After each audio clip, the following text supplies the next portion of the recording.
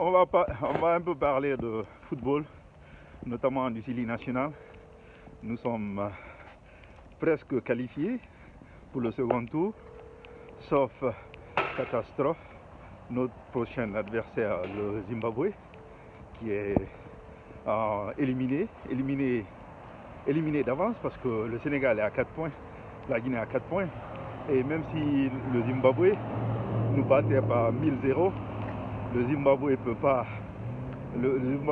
ne pourrait pas atteindre 4 points. Donc automatiquement, mathématiquement, logiquement, tout ce que vous voulez, ils sont éliminés pour toute cause.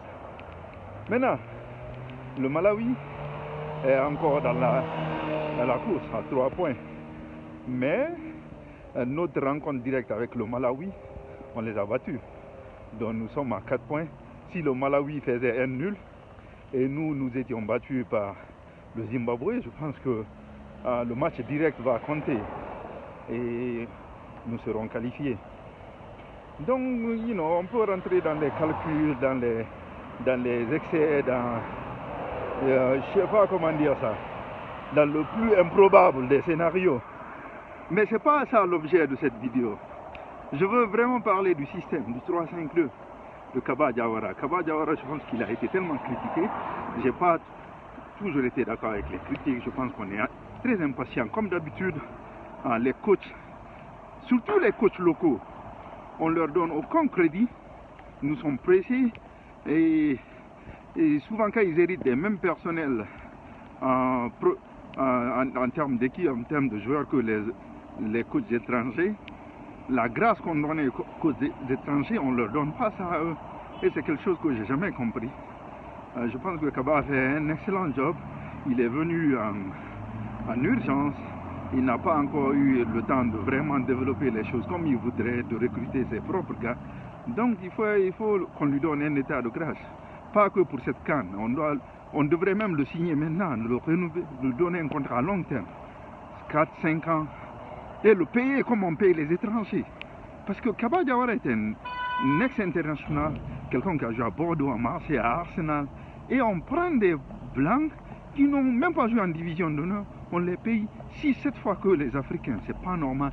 Il faut payer Kaba comme on payerait un expatrié, un coach français, un sorcier blanc qui n'a jamais fait de sorcellerie pour nous faire gagner.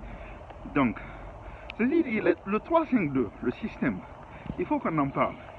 Moi, j'aime ce système. Je suis supporter de l'Ajax, des Pays-Bas depuis que j'étais gosse. Et l'Ajax des années 90 jouait le 3-5-2 mieux que n'importe quelle équipe du monde. Et la Hollande de ces années-là jouait parfois le 3-5-2. Le Nigeria prenait le même modèle. Le Nigeria avec Babayaro sur le côté, les Finidi, des joueurs de côté comme les Tijani Babagida, les Gaba, Lawal. Le 3-5-2, je me dis qu'il faut avoir d'abord les latéraux qui sont vraiment offensifs et qui n'oublient pas leur travail défensif. Il faut des joueurs de côté qui sont forts comme des Finidi, des Tijani Babagida qui peuvent marquer, qui peuvent créer des occasions qui sont très techniques, qui sont très tactiques. Déjà pour tout système, que ce soit, je ne veux pas parler de politique, pour tout système de jeu, c'est vrai que la philosophie compte. Mais il faut le personnel, les joueurs pour appliquer le système. Un coach, quel que soit son génie, s'il n'a pas le personnel, c'est-à-dire les joueurs, pour appliquer son système, il doit changer le système ou chercher des joueurs qui peuvent appliquer ce système ou il va droit dans le mur. Dans le cadre d'une équipe nationale, on n'a pas 1000 joueurs qui peuvent postuler dans l'équipe nationale, ce n'est pas un club. Il ne peut pas signer des joueurs n'importe comment, aller dépenser des millions. Il n'y a que des gens qui sont guinéens et qui se réclament guinéens, qui sont de nationalité sportive guinéenne, qui sont sélectionnables en équipe nationale de Guinée. Donc pour les sélections nationales, il n'y a pas trop de choix. Il n'y a pas 1000 choix. On prend ceux qui sont là, ceux qui sont vraiment sélectionnables. Et le 3-5-2, je ne pense pas on a vraiment les éléments nécessaires. On a le personnel en termes de joueurs qui peut vraiment appliquer ce système. Je vois Isiaga. Si on avait 2 Isiaga, un sur l'autre côté, ça aurait été plus fluide, ça aurait rendu nos jeux plus fluides, le 3-5-2 aurait été plus efficace. Mais si on n'a pas de joueurs de côté aussi au milieu, on n'a pas des Finidi, on n'a pas des Babangida, des attaquants qui jouent sur les côtés. Le 3-5-2, c'est quelque chose c'est un très bon système, mais si il n'y a pas le personnel politique, ça devient un 5-3-2, un 4-4-2. Ça devient tellement déséquilibré qu'on ne comprend plus. Il n'y a plus de saveur de 3-5-2, il n'y a plus d'essence. Et on le fait pour créer un avantage qui ne va plus exister s'il n'y a pas de joueurs. Par exemple, je vois le travail que Isiaga fait sur son côté, son compère de l'autre côté ne fait même pas 10% du travail là. Donc le 3-5-2 rend notre équipe très déséquilibrée et je crois sans saveur.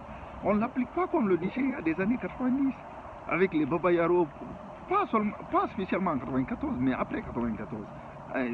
Ça a commencé à Atlanta avec les gars de l'Ajax et tout ça, les Canous. C'était un système qui rendait le Nigeria fort, mais le Nigeria avait le personnel. Il y avait des gens comme Babangida ils sont venus, mais il y avait déjà les Finidi. Babangida est venu avec les Garba Lawal, c'est des gens qui ont joué en junior ensemble, cadet junior, et après ils sont venus au senior. Et Baba Yaro, il appliquait ce système à merveille. Si Isiaga avait l'intelligence de jeu dont Baba Yaro par exemple hier, dans cette canne, il aurait été le meilleur passeur de la canne. C'est vrai, il a donné de bons passes, les attaquants ont manqué, mais parfois le centre, la dernière touche, il rate la dernière touche. Donc je pense que le système n'est pas mal. Le problème n'est pas le système, c'est qu'on n'a pas le personnel en termes de joueurs pour appliquer ce système. On n'a pas le personnel, il faut se dire la vérité.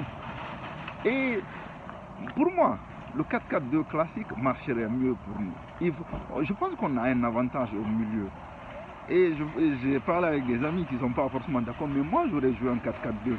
Et au milieu avec Amadou Diawara, je recadrerais un peu, comment ça s'appelle, Naby Keita qui est un grand professionnel.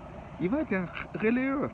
Il peut être meneur, mais beaucoup plus défensif. Et on met 4 milieux. Moriba, Morla Silla Diorea. Morla Silla peut accompagner les attaquants. Il est très talentueux, il a une très belle frappe, il est bon sur les coups de pied arrêtés, il peut tirer aussi dans l'action de jeu. C'est un jeune très talentueux, c'est pas parce qu'il joue au Royal qu'on doit le minimiser. Moi je pense qu'il faut, comme dans tous les aspects de la vie, quand tu as un avantage compétitif, il faut doubler ton avantage, il faut insister sur ton avantage. Et je pense que dans l'entrejeu guinéen, on a un avantage par rapport à beaucoup de pays. On a Moriba, Amadou Diawara, Naby Keita et on rajoute Morla Silla. Morla Silla peut être le créateur et Naby peut être un autre créateur mais beaucoup plus reculé avec son expérience. Il peut être un Pirlo à côté d'Amadou qui va faire le sale boulot et Naby qui peut créer plus bas. Il peut relancer l'équipe plus bas. Je pense qu'il faut réfléchir et il faut en débattre, il faut partager, on va en débattre c'est ça, il faut commenter et tout ça. On va voir les spécialistes du football. Moi je ne suis pas spécialiste, je suis juste amateur.